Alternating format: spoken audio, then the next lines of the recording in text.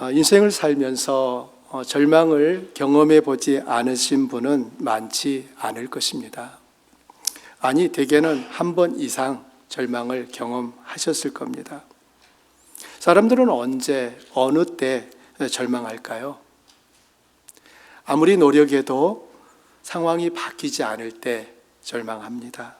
기다림이 너무 길어질 때, 믿었던 사람에게 배신당할 때, 혼자라고 느낄 때, 미래가 전혀 보이지 않을 때, 자신이 쓸모없다고 느낄 때, 이 외에도 우리를 절망케 하는 요인은 아주 많습니다. 이스라엘 민족에게 국가적 위기가 닥쳤어요. 아람 군대가 사마리아 성을 완전히 포위하여 성 안에 극심한 기근이 발생한 상황이 6장의 이야기인데, 오늘 본문은 그 다음의 이야기입니다.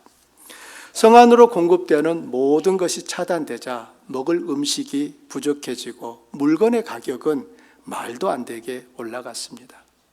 평소라면 거들떠보지도 않았을 것들이 아주 비싼 값에 거래되었습니다.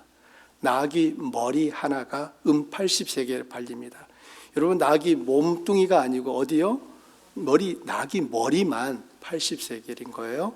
비둘기 똥 한 움큼이 5세겔에 팔렸습니다. 똥도 먹었나 라고 생각하실 수 있는데, 여러분, 먹을 게 없는 가운데 이 비둘기 똥 안에 있는 영양소가 나름 있었던 것 같아요. 그래서 이것마저도 드셨고요.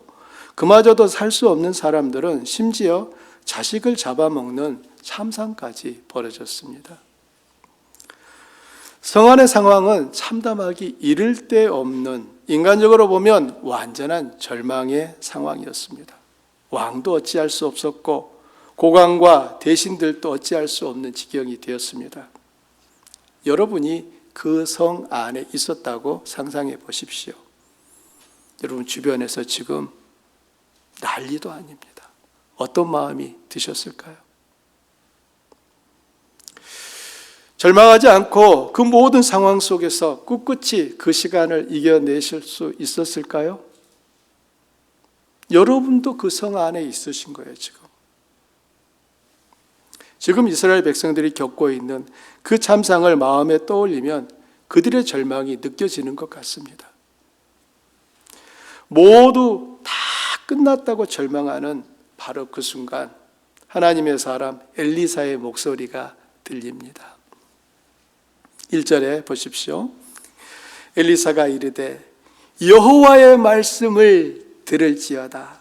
내일 이맘때에 사마리아 성문에서 고운 밀가루 한 스아를 한 세겔로 매매하고 보리 2스아를 한 세겔로 매매하리라.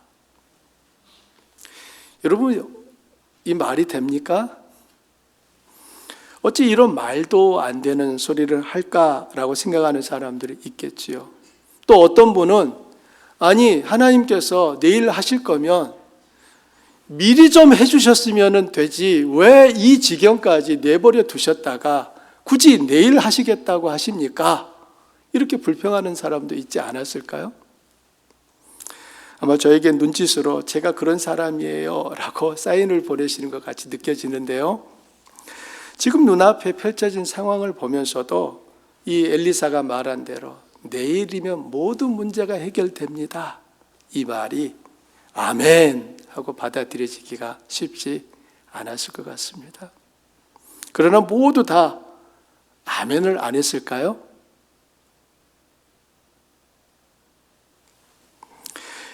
여기서 지금 엘리사는 스아라는 단어와 세겔이라는 이 고대 이스라엘에서 부피와 무게를 재는 단위에 대해서 말을 하는데요. 현대 기준으로 보면 이 무게가 또 이 무게의 값이 정확히 얼마인지 딱 떨어지지는 않지만 학자들은 대략 이렇게 환산합니다. 스아는 곡식이나 가루 같은 부피를 재는 단위인데요.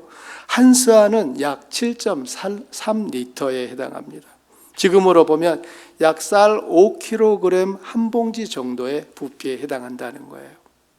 이 정도면은 성인 한 사람이 몇 날은 먹을 수 있는 분량이겠지요. 그리고 세겔은 원래 무게를 재는 단위인데 화폐처럼도 사용되어서 한 세겔의 무게는 약 11.4g의 은이 해당하는 것입니다. 그러므로 고운 밀가루 한 스알을 한 세겔에 매매한다는 것은 약 7리터의 밀가루를 은 11g에 살 수 있다는 뜻이 되는 것입니다. 과연 이 말씀은 이루어질까요? 여러분 지금 그 성 안에 계시다니까요. 이 말씀 이루어질까요? 오늘 본문은 이 말씀이 어떻게 이루어졌는지 우리에게 중요한 세 가지 진리를 가르쳐 줍니다. 첫 번째는 하나님의 말씀은 반드시 이루어진다는 것입니다. 아멘입니까? 하나님의 말씀은 반드시 이루어진다. 우리가 기억해야 할 사실이 있습니다. 하나님은 우리의 절망에 묶이는 분이 아니라는 것입니다. 우리는 절망해도 하나님은 절망하지 않으십니다. 왜냐하면 하나님께는 불가능한 일이 없기 때문입니다. 우리의 절망은 우리가 가진 현실 인식과 연결되어 있습니다. 어찌 보면 지나치게 현실 파악을 잘 하기 때문에 절망하는 건 아닐까요? 그런데 절망하는 사람들의 공통점이 있습니다. 하나님에 대한 절대적인 신뢰가 부족하다는 것입니다. 불가능해 보여도 하나님의 약속은 반드시 성취됩니다. 엘리사의 예언을 들은 한 장관은 비웃듯 말합니다. 여호와께서 하늘에 창을 내신들 어찌 이런 일이 있으리요. 이 말은 쉽게 얘기하면 하나님이라도 이 일은 못합니다. 지금 그 말을 하는 것이죠. 2절에 의하면 그 장관은 왕이 가장 의지하는 사람이었다고 말하고 있습니다. 그만큼 그 사람은 능력이 뛰어나고 인정받는 사람이었다는 말이죠. 평소에 그를 보면서 왕은 정말 신뢰할 수 있는 사람이야 라고 해서 그에 가까이 두고 있었던 것입니다. 모든 일을 능수능란하게 해결했기에 왕은 그를 더욱 신뢰했을 것입니다. 그런 사람이 뭐라고 말합니까? 이 일은 하나님도 해결 못한다고 말합니다. 지금 왕과 백성들은 두 소리 사이에 서 있습니다. 어떤 소리입니까? 엘리사의 소리와 장관의 소리가 들려옵니다. 엘리사의 소리는 무엇이었죠? 내일 이맘때 모든 문제가 다 해결된다. 장관의 소리는요, 하나님도 해결 못한다. 내일이 돼도 별로 달라질 것 없다. 이 두 소리 사이에 지금 왕과 이스라엘 백성들은 서 있습니다. 여러분도 그 두 소리 사이에 지금 서 있습니다. 어떤 소리에 귀 기울여야 할까요? 잘못 들었어요, 집사님. 어떤 소리요? 정말요? 지금 이 장관은 왕이 가장 신뢰하는 사람이라니까요. 이 장관의 말은 틀린 적이 없어요. 그런데 지금 엘리사의 소리를 더 들으시겠다고요? 아멘입니다. 아멘. 정말 할렐루야인데요. 제가 앞에서 말씀드린 것처럼 우리 성도인 우리의 마음에 하나님께 늘 서운함이 있잖아요. 왜 그때 안 해주고 왜 미리 좀 하시지? 다 겪을 거 겪어 하시고 나서 이제 해주신다고 하십니까? 어떤 분이 저에게 이렇게 물으시더라고요. 목사님, 욥기에 보면 저는 이해가 안 되는 게 있습니다. 욥기 마지막에 보면 욥은 잃었던 것들을 다 돌려받았잖아요. 그런데 저는 하나님이 안 돌려주셔도 좋으니까 처음에 일을 안 만드셨으면 더 좋았겠다고 생각합니다. 이런 말씀들을 하시더라고요. 여러분, 이게 우리의 어떤 공통된 마음 아니겠습니까? 그러나 우리가 하나님의 일하심에 대하여서 다 압니까?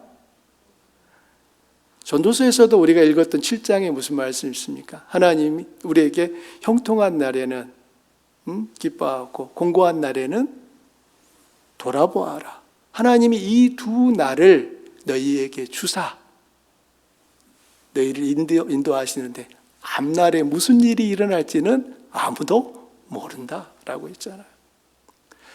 하나님이 하시는 일을 우리들이 다 안다라고 하는 것은 어떤 전제가 깔려야 되냐면 내가 하나님보다 더 큰 존재일 때만 가능한 일인 것입니다.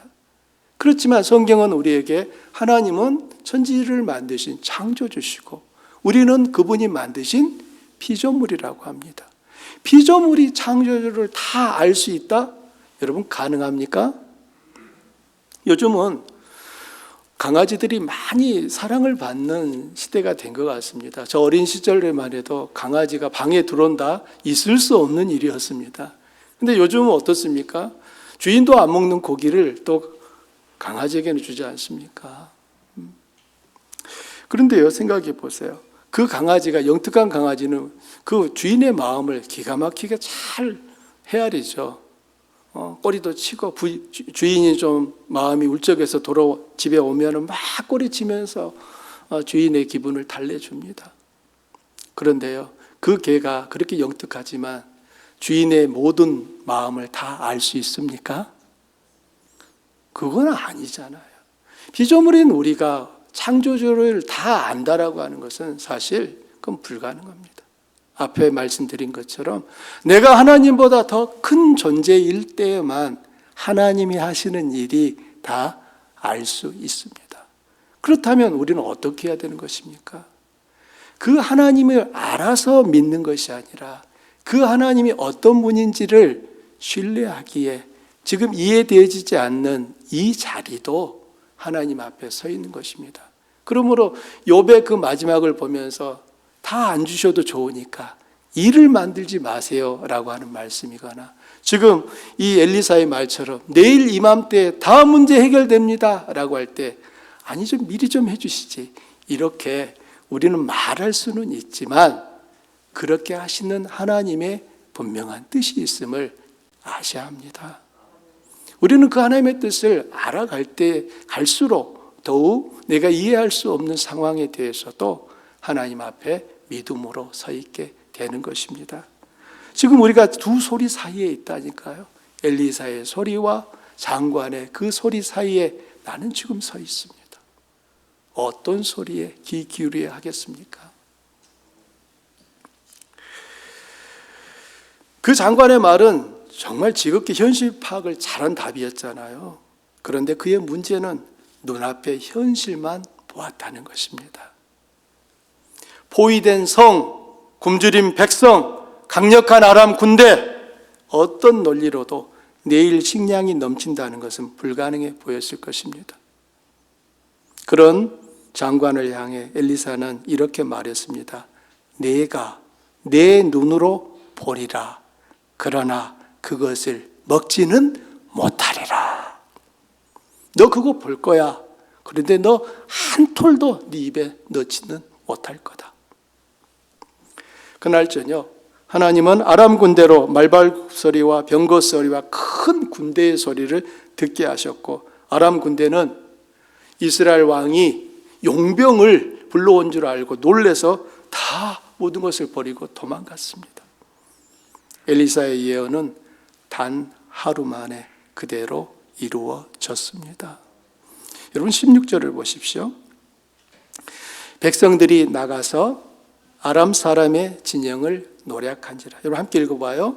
이에 고운 밀가루 한 스아에 한 세겔이 되고 보리 두 스아가 한 세겔이 되니 여호와의 말씀과 같이 되었고. 자, 여기서 제일 중요한 구절은 뭘까요? 여호와의 말씀과 같이 되었고요. 할렐루야입니다. 우리는 종종 하나님의 약속 앞에서 어떻게 이것이 가능합니까? 라고 묻곤 하죠. 아브라함에게 아들을 약속하셨을 때도, 홍해 앞에서 길을 내시겠다고 약속하셨을 때도, 십자가에 달려 죽으시는 주님이 부활할 것을 말씀하셨을 때도 모두 다 인간의 눈에는 불가능했습니다. 여러분, 지금 제가 말씀드린 것 중에 어느 것이 가능한 일이었습니까? 다 불가능해 보이는 일이었죠. 그래서 우리 눈에 불가능해 보이면 하나님도 하실 수 없다고 판단하는 것입니다. 마가복음 9장에 따르면 변화산에서 내려오신 예수님은 귀신 들려 말을 못하고 자주 거품을 품고 땅에 뒹구는 그 아이, 때로는 불 속에도 물 속에도 막 들어가서 목숨을 끊게 만들려고 하는 이 귀신 들려서 괴로움 당하는 아이의 아버지를 만납니다. 그때 그 아버지가 예수님께 이렇게 말합니다. 할 수 있거든 내 아들을 좀 고쳐주시오.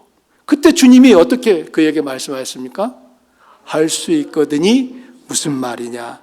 믿는 자에게는 능히 하지 못할 일이 없느니라.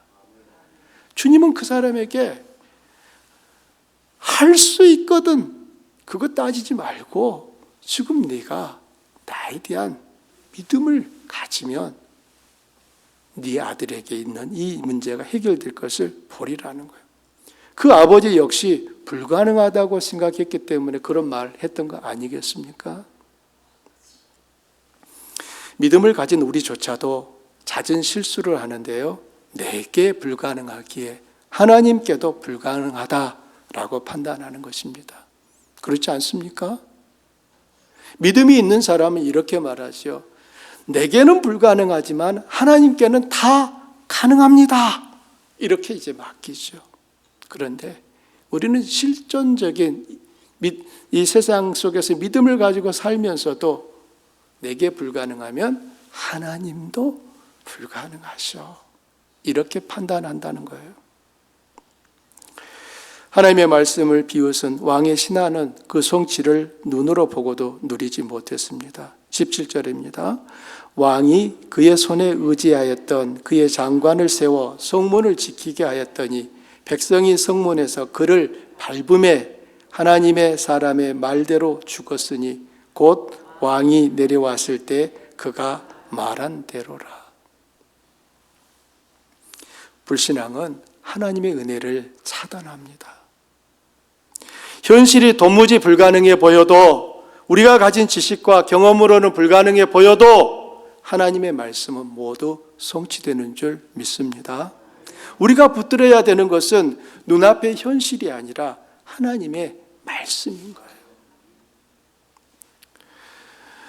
오늘 말씀 속에서 우리가 또 마음에 새겨야 할 두 번째는 하나님은 가장 낮은 자를 통해서도 역사하신다는 겁니다. 하나님이 모든 문제를 해결하기 위해 4명의 나병 환자를 사용하셨습니다. 3절부터 5절에 있는 내용입니다.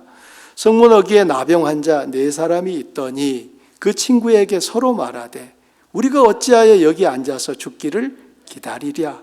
만일 우리가 성읍으로 가자고 말한다면 성읍에는 굶주림이 있으니 우리가 거기서 죽을 것이요 만일 우리가 여기서 머무르면 역시 죽을 것이라. 그런즉 우리가 가서 아람 군대에게 항복하자.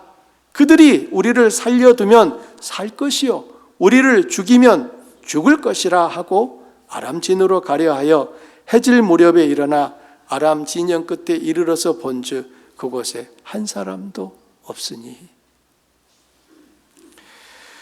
그들이 성문 어귀에 있었다는 것은 성 안의 사람들과 함께 살 수 없는 분리된 사람들이었다는 의미죠. 그들은 성 안에서도 성 밖에서도 환영받지 못하는 사람들이었습니다. 율법에 따라 격리된 자들이고 사회에서 완전히 버림받은 사람들이었습니다. 그들은 이렇게 말합니다. 우리가 어찌하여 여기 앉아서 죽기를 기다리랴. 우리가 아람 진영으로 가자. 여러분, 이 고백은 믿음의 결단이었을까요? 믿음이 있어서 지금 이런 말을 하고 있는 것입니까? 아닙니다. 사실 이 4사람은 신앙의 결단을 지금 내린 게 아니라 살고자 하는 본능에서 나온 선택이었어요. 그들에게는 눈꽃만큼도 지금 믿음을 가지고 말하는 게 아닙니다. 그럼에도 불구하고 하나님은 바로 이 4명의 나병 환자의 발걸음을 구원의 도구로 사용하셨습니다. 그들이 아람 군 진영을 향해서 걸어가면서 내는 그 소리들이 아람 군대에게는 마치 수만의 군대가 몰려오고 말소리로 병거 소리로 들리는 그런 신기한 현상이 아람 군대에 나타나자 다 도망가 버린 거예요. 이스라엘 민족의 운명을 결정한 사람은 왕도 아니고 장관도 아니고 군대도 아니고 엘리사도 아닌 가장 소외되고 버림받은 네 사람이었습니다.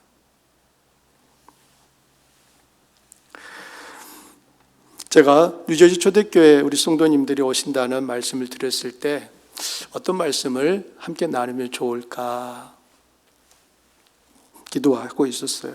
원래 저희들이 계속 마가복음을 시리즈로 살펴보고 있었는데 그런 중에 마음속에 들었던 생각이 오늘 본문이었습니다. 특별히 제 마음에 크게 울렸던 것이 이 네 사람, 아무것도 할 수 없는 그들, 그러나 하나님의 구원 역사를 이스라엘 민족에게 이루게 했던 이 네 사람이었습니다. 우리는 자주 하나님이 강한 자, 능력 있는 자, 준비된 자를 통해서만 일하신다고 생각합니다. 그러나 하나님은 우리의 연약함과 부족함을 장애물로 보지는 않으십니다. 여러분, 이 사실이 중요합니다. 나의 부족과 연약함이 하나님께서 나를 쓰시는 데 있어서 아무런 장애물이 되지 않는다는 거예요. 모세는 말을 더듬었고요, 기드온은 두려움이 많은 사람이었습니다. 베드로는 배신의 경력이 있습니다. 그런데 하나님은 인간이 포기한 그 자리에서 역사를 시작하십니다.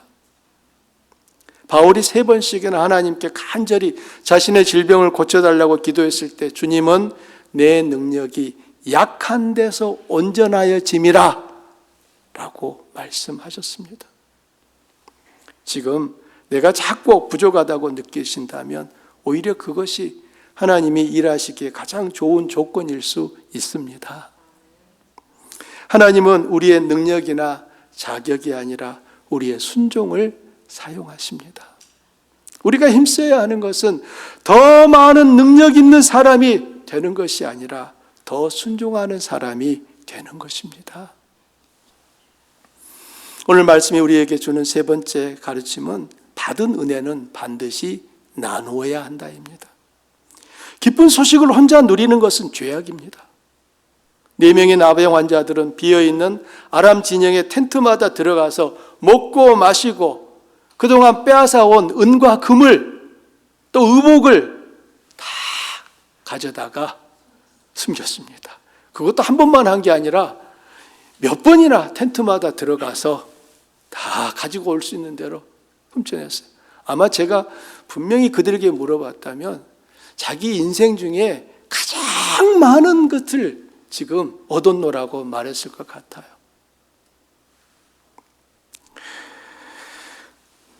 성한 사람들은 굶주림에 죽어가고 있었지만 4사람에게는 가장 행복한 순간이 그날이었습니다.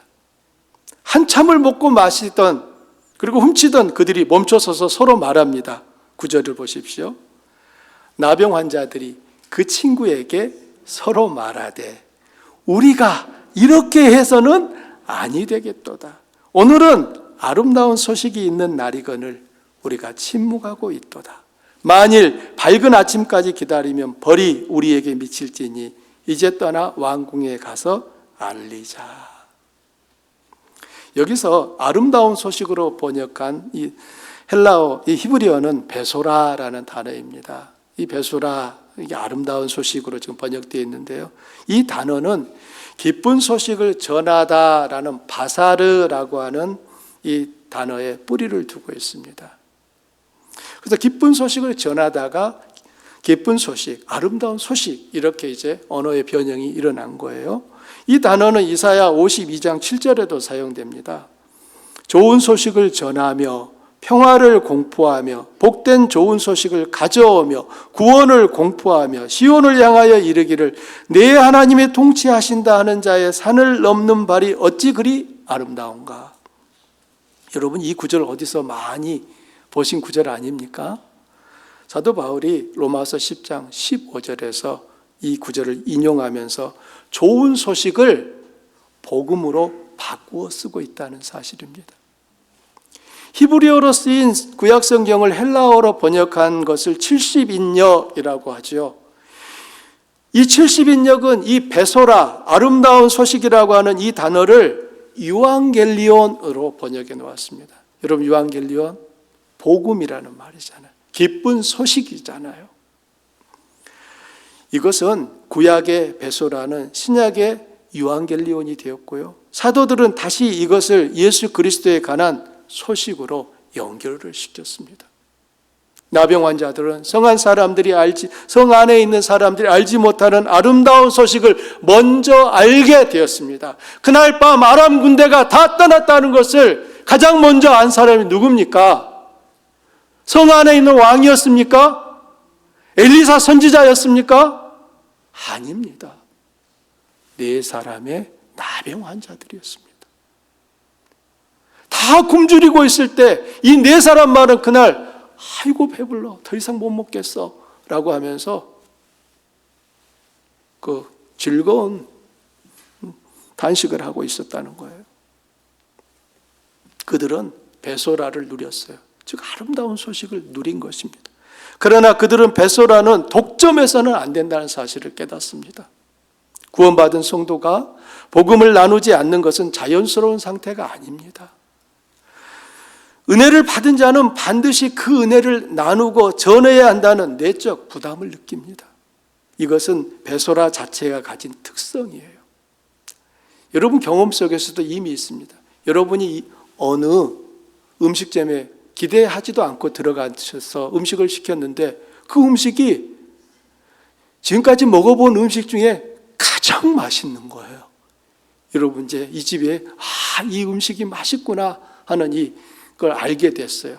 자, 여러분이 지금 이제 이 베소라를 가지게 된 거예요. 자, 어떻게 하십니까? 틈만 나면 나만 가서 그 집에 가서 살짝 드실 거예요? 아니면은 내가 사랑하는 누군가에게 정말 그 집에 가면 정말 맛있어, 그거 꼭 먹어봐 하실 거예요? 어떻게 하시겠습니까? 여러분 소문 아시잖아요. 여러분 소문은 여기서 아침에 얘기했는데 저녁에 보면 저기 가 있잖아요. 왜 그렇습니까? 어떤 사람은 이렇게 말해. 내가 말하는 거 가서 널리 선포해라. 이게 아니라 너만 알고 있어 라고 하는데 그 얘기가 어떻게 됩니까? 저기까지 가 있단 말이에요. 너만 알고 있어라가. 그것은 이 소식, 더 나아가 이 베소라가 가지고 있는 특성이에요. 내가 뭔가를 정말 좋은 걸 알게 되었으면 그걸 누군가에게 말해주고 싶은 이 마음의 뜨거움이 일어나요. 그것은 우리가 착한 사람이어서가 아니라 베소라, 이 아름다운 소식이 가지고 있는 특성 때문에 그렇습니다. 베소라는 새벽을 기다리지 않습니다. 날이 밝으면 벌을 받을 것이라는 긴박성이 느껴져요.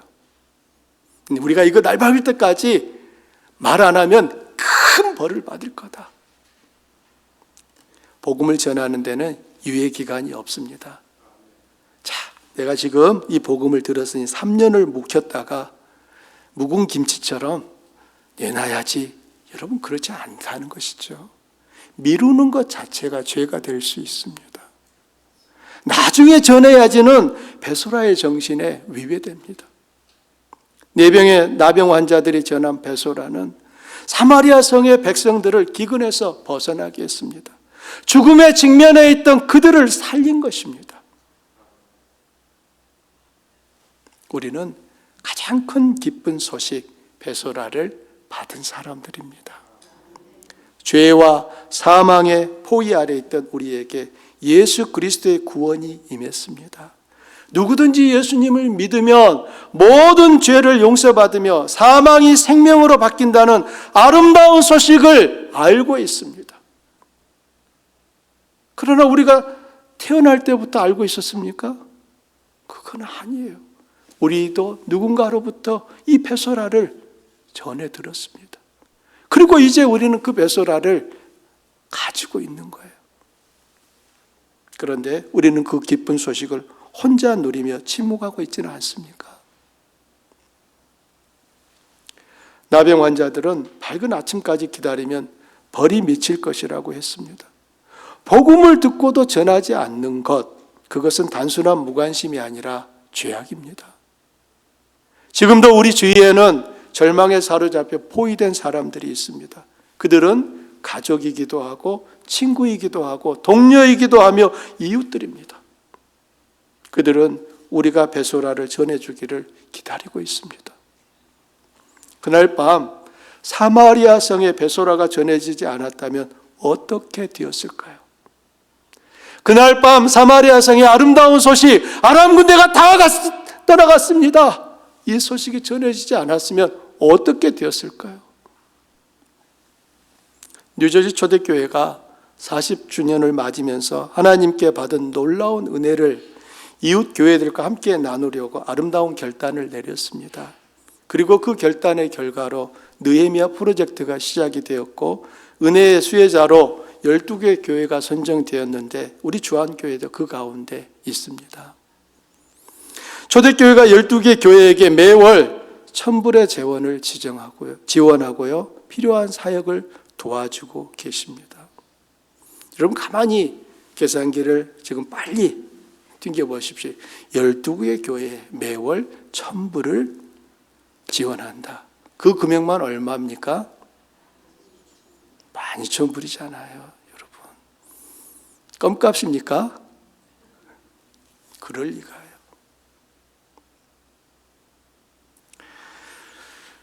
뿐만이 아니라 지금 직접 오셨잖아요. 왜 오셨을까요? 12개 교회 목사님들이 우리에게 필요한 건 사람입니다. 우리와 함께 예배 드려주시면 정말 교회가 힘을 얻을 것 같습니다. 라고 말씀들을 하셨는데 초대교회가 그 일을 기쁨으로 받아주셨고 또 특별히 오늘 이 자리에 15분이 함께 하신 것입니다.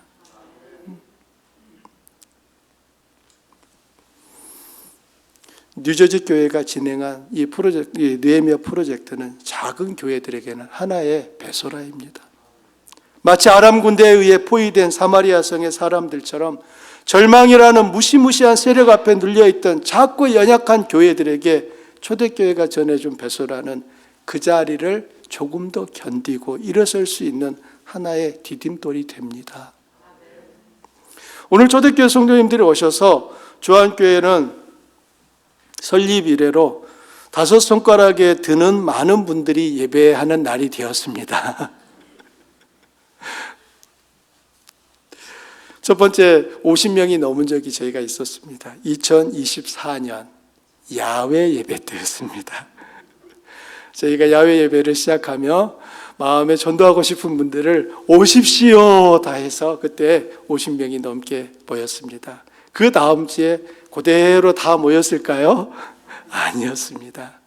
그리고 저희가 이 예배당에서 함께 예배하는 데 있어서 아직 저희들은 35명선 조금 더 우리 이제 방학이 돼서 떠났던 우리 자녀들이 돌아오게 되면은 조금 더 더해집니다. 그런데 오늘 이 자리에 제가 가만히 카운트 해보니까 대략 한 45, 6명 정도가 계신 것 같아요. 우리 주한교회 성도님들에게 여쭤보겠습니다. 오늘 예배 어떻습니까? 왜 좋습니까?